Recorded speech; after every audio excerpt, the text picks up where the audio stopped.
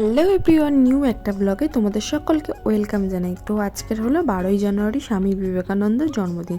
দেখো আমি সকাল সকাল রেডি হয়ে গিয়েছি, আর তোমরা তো আগের ব্লগে দেখেইছো যে দিদার বাড়ি অনুষ্ঠান আছে। দেখো রেডি হয়ে এসছি, আর মা এখানে গরম গরম ফুলকো লুচি আর আলুর দম দিয়েছে। তো চলো খেয়ে নিয়ে পুরো প্যান্ডেলটা তোমাদের ঘুরে দেখাই। এটা হলো যে আমাদের মেন গেট। তো চলো আস্তে আস্তে ভেতর দিকে যাওয়া যাক, পুরোটা তোমাদের ঘুরিয়ে দেখাচ্ছি। তো ভেতরে গেলে কিছুটা গেলে তারপরে হলো কি প্যান্ডেল আর আমাদের বাড়ি। তো দেখো কত সুন্দরভাবে সব কিছু দিয়ে সাজানো হয়েছে, আর ভিতরে তো প্রচুর ফুলের কাজ হয়েছে। তো চলো যেতে যেতে তোমাদের সব কিছু দেখাচ্ছি। তো দেখো আর এটা হলো কি প্রত্যেক বছরই হয়, তোমাদেরকে তো বলেছি আগে। তো দেখো কত সুন্দরভাবে সব সাজিয়েছে মালা দিয়ে, আর তোমাদের সঙ্গে আমি পুরোটা দেখো শেয়ার করে দিচ্ছি। তো চলো এখন এই যে প্যান্ডেলের কাছাকাছি চলে এসেছি, আর এখানে দেখো রান্নাবান্না সব আয়োজন মোটামুটি হয়ে গেছে।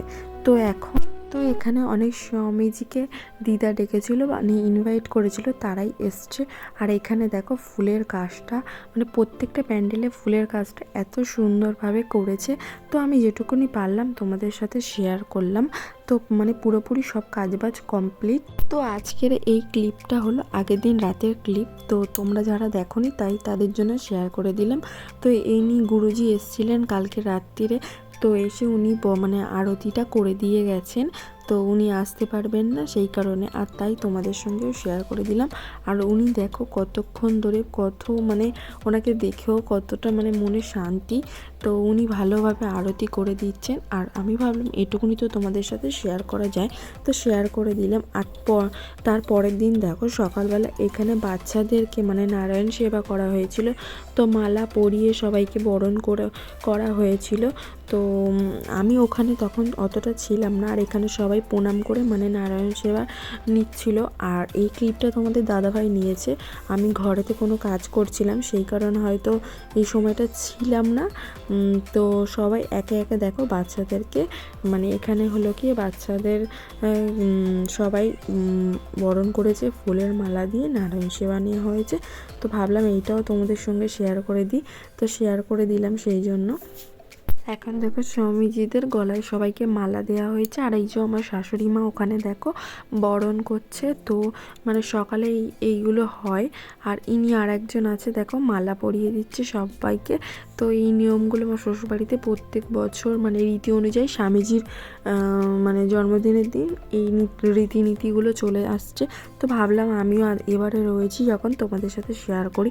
তো চলো এবার রান্নাঘরের দিকে যাওয়া যাক। এখানে আইটেম দেখাও, খিচুড়ি আছে, চচ্চড়ি আছে, আর এখানে ফ্রাইড রাইস ছিল, আর আলুর দম ছিল। আর এখানে কি কি আছে দাঁড়াও, আর এখানে চাটনি রয়েছে, পাঁপড় আছে, মিষ্টি আছে, আর একটা জিনিস সেটা হলো পায়েসও ছিল।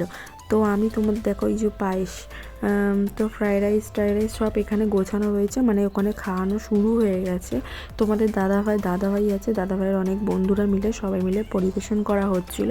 তো ওখানে দেখো পরিবেশন করা হচ্ছে, আর আমি ভয়েস ওভারটা দিচ্ছি। এখন প্রায় অনেক দিন হয়ে গেছে তোমাদের ব্লগটা দেওয়া হয়নি, দেবো করে একদমই এডিটিং করার সময় পাচ্ছি না। তার জন্য তোমাদের সকলের কাছে অনেক সরি চাইছি। আর এখন প্রায় রাত 1টা বাজে, এখন আমি ভিডিওটা এডিট করতে বসেছি। আর এখানে দেখো শাড়ি বিতরণ করা হচ্ছে, দিদা সবাইকে শাড়ি বিতরণ করছে। তো তারপরে দেখো তোমাদের দাদাভাই তো ভিতরে রয়েছে, আর এখানে শাড়ি পছন্দ করে সবাইকে দিদা সবার হাতে নিজে হাতে তুলে দিচ্ছে। তো তারপরে দেখো আমি একটু প্যান্ডেলের দিকে এলাম, আর এখানে এসে দেখছি এখানে তো সবাই খেতে বসে গেছে। তো তারপর আমি ভাবলাম যে অনেকটা বেলা হয়ে গেছে, তোমাদের দাদাভাইকে খাওয়ার জন্য আমি গিয়েছিলাম ডাকতে। আর এটা তখনকারই ক্লিপ, সব খাবার দাবার দেখো সাজিয়ে রাখা আছে। তো আমি তোমাদের দাদাভাইকে ডেকে নিয়ে খেতে চলে এলাম। আমার পাতে চলে এসছে এখানে ফ্রাইড রাইস আর আলুর দম, তারপর অল্প একটু খিচুড়ি নিয়ে নিয়েছি। তো তারপর আর যা যা ছিল তো তোমরা জানো, খাওয়া দাওয়া করে নিয়েছি। নিয়ে এই যে ইনি দেখো এখন কত মুখে হাসি আর গল্প করছে। তো আজকের ব্লগটা এটুকুই ছিল। ভিডিওটা কেমন লাগলো অবশ্যই কমেন্ট সেকশানে জানিয়ে দিও। তো ফিরে আসছি আবার একটা নতুন ভিডিও নিয়ে, ততক্ষণের জন্য টাটা।